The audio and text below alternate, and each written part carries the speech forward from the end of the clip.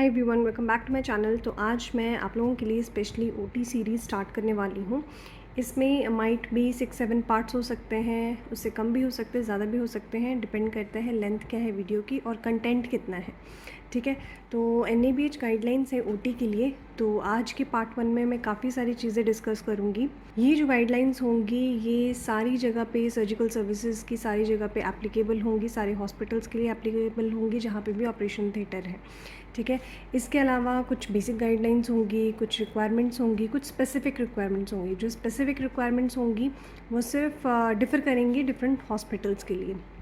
वो सिर्फ अलग अलग हॉस्पिटल के लिए किस तरीके से है वो डिफ़र करेगी। ठीक है, और ये सभी जगह जो स्मॉल हॉस्पिटल्स हैं, नर्सिंग होम्स हैं, इसमें ये जो गाइडलाइंस हैं वो इजीली अडॉप्ट आप लोग कर सकते हैं। जो भी नर्सिंग होम्स हैं या छोटे हॉस्पिटल्स हैं, उनकी ओटी की क्वालिटी को इम्प्रूव करने के लिए, उनकी सर्जिकल सर्विसेज को इम्प्रूव करने के लिए। वीडियो शुरू करने से पहले गाइस मैं आपसे रिक्वेस्ट करना चाहती हूँ कि मेरे चैनल पे मेंबरशिप चल रही है। अगर आप मेरे चैनल के कंटेंट को सपोर्ट करना चाहते हैं तो ज्वाइन बटन पे क्लिक करके कर सकते हैं। अदरवाइज़ इसके अलावा जो अगर आप मुझे सपोर्ट करना चाहते हैं तो इस वीडियो के नीचे थैंक्स बटन आ रहा होगा, आप उसके थ्रू भी कर सकते हैं।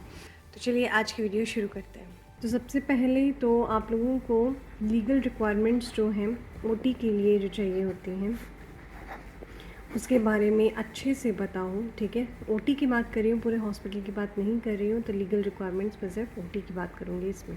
तो जो भी आपकी ओटी या सर्जिकल सर्विसेज हैं उसमें आप जो भी लीगल रिक्वायरमेंट्स हैं उसके बारे में आपको पता हो, आप उसको कंप्लाई करें। और सारे जो लाइसेंसेस हैं, रजिस्ट्रेशन है, वो आपकी अपडेटेड होनी चाहिए हमेशा। अगर 1 साल की वैलिडिटी है तो 1 ईयर के बाद आपने इसको रिन्यू करना है। 2 साल की वैलिडिटी है तो उसके बाद आपने रिन्यू करना है। तो रिन्यूअल जो है वो आपकी वैलिडिटी के बाद आप इसको ज़रूर करेंगे। ठीक है, तो आपने अपने जो लाइसेंसेस हैं उसको अप टू डेट रखना है और लीगल रिक्वायरमेंट्स को कंप्लाई करके ही अपनी ओटी को आपने उस तरीके से उसके गाइडलाइंस के अकॉर्डिंग ही आपने उसको रन करना है। ये तो आप लोगों के लिए बेसिक इन्फॉर्मेशन है। ये चीज़ मैंने पहले बताना इसलिए ज़रूरी समझा। ये वैसे सभी को पता है कि जो चीज़ें हैं वो अप टू डेट करके रखनी पड़ती है, अपडेटेड रखनी पड़ती हैं। ठीक है, लीगल रिक्वायरमेंट को कंप्लाई करना पड़ता है।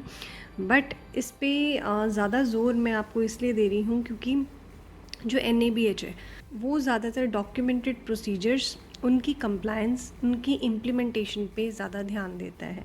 उनकी आप मॉनिटरिंग कैसे कर रहे हो कॉन्टीन्यूसली। ठीक है, यही चीज़ें आपकी जो है वो असेसमेंट के टाइम पे मांगते हैं। मैं पूरे हॉस्पिटल की बात कर रही हूँ अब। ठीक है, यही कुछ चीज़ें हैं जो कि वो असेसमेंट के टाइम पे मांगते हैं। तो जो भी ओटी है, सर्जिकल सर्विसेज हैं, उनकी जो प्रोटोकॉल्स हैं या प्रोसेसेस हैं वो आपने NABH की रिक्वायरमेंट्स के अकॉर्डिंग करने हैं, प्लस आपने लीगल रिक्वायरमेंट्स के अकॉर्डिंग करना है। ठीक है, तो ये 2 चीज़ें ज़रूर ध्यान में रखें। NABH की रिक्वायरमेंट्स के अकॉर्डिंग आपकी ओटी को आपने रखना है, प्लस आपने लीगल रिक्वायरमेंट्स को कंप्लाई करना है। जब भी कोई भी न्यू चेंजेस आते हैं इन रिक्वायरमेंट्स में तो आपने इसको इम्प्लीमेंट तो करना ही करना है, प्लस प्रोसीजर में इसको इंक्लूड करना है, अपने जो डॉक्यूमेंटेड प्रोसीजर है। ठीक है, इसलिए मैं आपको बोल रही हूँ कि कोई भी चेंजेस आते हैं आपने इसको इस रिक्वायरमेंट्स के अकॉर्डिंग ही चलना है। आपके NABH और लीगल रिक्वायरमेंट्स के अंदर कोई भी चेंजेस आते हैं तो आपने इम्प्लीमेंट भी करना है, प्लस प्रोसीजर में भी इसको इंक्लूड करना है। अगर कोई प्रोसीजर जो आप डिसकंटिन्यू कर रहे हैं तो उसको इमीडिएटली अमेंडमेंट करके वहाँ से डिलीट कर दें। ठीक है, अपनी सॉफ्ट कॉपी से भी और हार्ड कॉपी से भी ये चीज़ें आप वहाँ से डिलीट कर दें। अगर कोई भी डिसकंटिन्यूशन होती है, आपके कोई प्रोटोकॉल में कोई चेंजेस होते हैं, कुछ भी है, आपने उसको अमेंडमेंट करनी ज़रूर है, अपने उसको अपडेट करना ज़रूर है। आप अपने जो प्रोसीजर हैं, प्रोसेसेस हैं, उनको अपडेट ज़रूर करेंगे। जो भी अपडेटेड वर्जन्स होंगे आपने उन्हीं को ही सर्कुलेट करना है, उन्हीं को ही आपने यूज़ करना है फॉर इम्प्लीमेंटेशन। ठीक है, आप उन्हीं को ही ट्रेनिंग पर्पस के लिए भी यूज़ करवाएंगे जो भी आपके अपडेटेड वर्जन होंगे। और जो दूसरे वर्जन्स हैं, पुराने वर्जन्स हैं, उनको आप ऑब्सोलेट कंसिडर कर देंगे और उसको हटा देंगे वहाँ से। तो आपका जो भी कम्युनिकेशन है, चैनल कम्युनिकेशन है, वहाँ पे आप अपडेटेड वर्जन्स ही देंगे, चाहे वो आपके नर्सिंग हो, चाहे वो आपका ओटी हो। ठीक है, चाहे वो आपके सर्जन्स हों, एनेस्थेटिस्ट हो, जो भी आपके लेटेस्ट वर्जन्स होंगे आप वही अपने सर्कुलेशन में डालेंगे। जो ओल्ड वर्जन्स होंगे उनको आप निकाल देंगे। ये बेसिकली क्या होता है, कंट्रोल्ड होता है। इनको हम कंट्रोल्ड कॉपीज़ कहते हैं, ठीक है। आपने इस प्रोसेस को कंट्रोल करना है, इसीलिए आपने देखा होगा कि आपके हॉस्पिटल्स में स्टैम्प्स होंगी, कंट्रोल्ड कॉपी, रेफरेंस कॉपी, है ना। तो आपने इस पूरी प्रोसेस को कंट्रोल करना है, इसीलिए आपके पास ऑब्सोलेट की स्टैम्प, कंट्रोल कॉपी की स्टैम्प, रेफरेंस की स्टैम्प होनी बहुत ज़रूरी है, ताकि आप ओल्ड वर्जन्स और न्यू वर्जन्स में कन्फ्यूजन ना करें, आपका स्टाफ बिल्कुल कंफ्यूज ना हो, ट्रेनिंग के टाइम पे आपके ट्रेनर बिल्कुल भी कंफ्यूज ना हो। तो इस चीज़ों को बचाने के लिए आपने ये चीज़ करनी है कि कंट्रोल कॉपी और रेफरेंस कॉपी कौन सी होगी उसको आइडेंटिफाई करके पहले से ही रखना है। और जो आपके कंसर्न्ड स्टाफ हैं, आपने सिर्फ उन्हीं को ही एक्सेस देनी है वो डॉक्यूमेंट प्रोसीजर पढ़ने के लिए, और वही लोग इम्प्लीमेंट करवाएंगे आगे, क्योंकि सभी जो है अगर उस चीज़ को पढ़ने लग गए तो सभी अपने अपने चीज़ों के अकॉर्डिंग काम करेंगे। इसीलिए एक ही आप कॉपी रखेंगे और उस कॉपी को एक ही कंसर्न पर्सन को देंगे, वही पर्सन आगे जो है वो ट्रेन करेगा। एक इम्पॉर्टेंट चीज़ मैं आपको भी बताने लगी हूँ कि आपके जितने भी सिंगल डॉक्यूमेंट्स होंगे ओटी के, उनको आप एक में ही कंपाइल अप करके मैनुअल का नाम दे दीजिए या एसओपी का नाम दे दीजिए, ठीक है। तो आपने अलग अलग डॉक्यूमेंट से बहुत सारी कन्फ्यूजन हो जाएगी, इसलिए बेटर है कि आप एक ही मैनुअल में सारा कुछ इनकॉर्पोरेट कर दें और वही आप डिस्ट्रीब्यूट करें। क्योंकि इसका एडवांटेज आप ये कह सकते हैं कि अगर एक ही सिंगल डॉक्यूमेंट होगा तो वो सभी स्टाफ के पास एक ही सिंगल डॉक्यूमेंट जाएगा। पहले तो डिफरेंट डॉक्यूमेंट्स के अगर हम एक्सेस देते हैं तो स्टाफ को कन्फ्यूजन होने के ज़्यादा चांसेस होते हैं, इसलिए बेटर है उनको एक हैंडी हो जाएगा कि एक ही मैनुअल हमने कैरी करना है, पढ़ना है। प्लस डिफरेंट जो है साइकोलॉजिकली क्या होता है कि अगर आपके पास 2-2, 3-3, 4-4 पेजेस के भी सिंगल डॉक्यूमेंट्स होते हैं तो वो ज़्यादा बर्डन लगते हैं as compare to a single manual. आपने सिंगल पॉइंट ऑफ रेफरेंस ही रखना है ओटी के लिए, सर्जिकल सर्विसेज के लिए, और भी जहाँ पे आपके अलग अलग जो है क्वालिटी सिस्टम प्रोसीजर्स बनते हैं, वहाँ पे आपने सिंगल मैनुअल क्रिएट करके ही स्टाफ को उसकी एक्सेस देनी है। तो इन मैनुअल्स में आप इनकॉर्पोरेट कर सकते हैं जैसे कि इन्वेंट्री मैनेजमेंट ओटी की, इन्फेक्शन कंट्रोल कैसे करना है, administration of anaesthesia, pre and post surgery care of patients, ठीक है। तो इस तरीके के कुछ जो सिंगल डॉक्यूमेंट आप बनाएंगे तो इनको कंपाइल अप करके एक में करते हैं। तो ये तो सारी बात रही हमारी डॉक्यूमेंटेड प्रोसीजर्स की, ठीक है, कि आपने अपडेट रखना है, सिंगल पॉइंट ऑफ रेफरेंस रखें, और भी काफ़ी सारी चीज़ें। तो ये हम एक जो है पॉइंट दे देते हैं डॉक्यूमेंट प्रोसीजर्स की, हम इसमें बात कर रहे थे।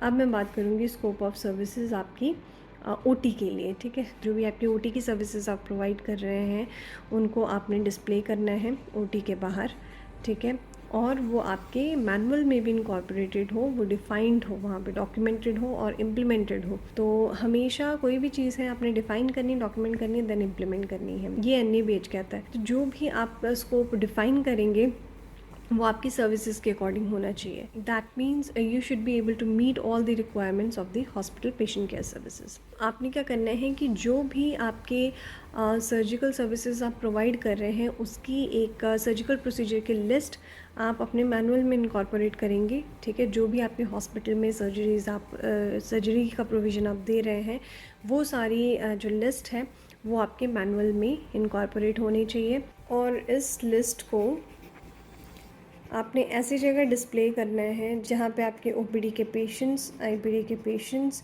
इसको देख सकें। सॉरी, पेशेंट्स नहीं, OPD में जो पेशेंट्स आते हैं और IPD के जो अटेंडेंट्स हैं वो ये लिस्ट देख सकें। पेशेंट के साथ साथ अटेंडेंट्स को भी इसके बारे में पता हो कि आप कौन कौन से प्रोसीजर्स यहाँ पे करते हैं, ठीक है, सर्जरीज़ यहाँ पे करते हैं, ताकि वो आगे फर्दर जो है अगर किसी को कोई प्रॉब्लम होती है तो वो उनको बता सके, ठीक है। तो आपने क्या करना है, डिस्प्ले करना है सर्जिकल प्रोसीजर को ऐसी जगह पे जहाँ पे सभी को विजिबल हो, सारे पेशेंट को, फैमिली मेम्बर्स को, विजिटर को, जो भी आपके हॉस्पिटल में आते हैं। तो गाइज़ आज के लिए बस इतना ही। इस पार्ट में हमने कवर किया है एक तो डॉक्यूमेंटेड प्रोसीजर्स और स्कोप ऑफ सर्विसेज हाफ, क्योंकि वीडियो ज़्यादा लंबी हो रही थी। तो आगे हम सीरीज़ में पार्ट्स में कंटिन्यू करेंगे इसको। तो डॉक्यूमेंटेड प्रोसीजर और स्कोप ऑफ सर्विसेज हाफ हमने इस पार्ट में किया है। तो गाइज़ आज के लिए बस इतना ही। उम्मीद करती हूँ आज का टॉपिक आपको इन्फॉर्मेटिव लगा होगा। अगर इन्फॉर्मेटिव लगा है तो प्लीज़ एक लाइक ज़रूर कर दें, शेयर करें मेरी वीडियो को ज़्यादा से ज़्यादा, सब्सक्राइब करें मेरे चैनल को, ताकि इस तरीके की वीडियोस आपको और भी आगे देखने को मिले, क्योंकि इससे मुझे मोटिवेशन मिलती है और वीडियोस बनाने की। तो और जो भी मेरे चैनल पे फर्स्ट टाइम विज़िट कर रहे हैं प्लीज़ सब्सक्राइब ज़रूर करें और उससे पहले प्लेलिस्ट ज़रूर चेक कर लें। तो मैं मिलती हूँ आपसे नेक्स्ट वीडियो में। Till then bye bye, take care and stay safe.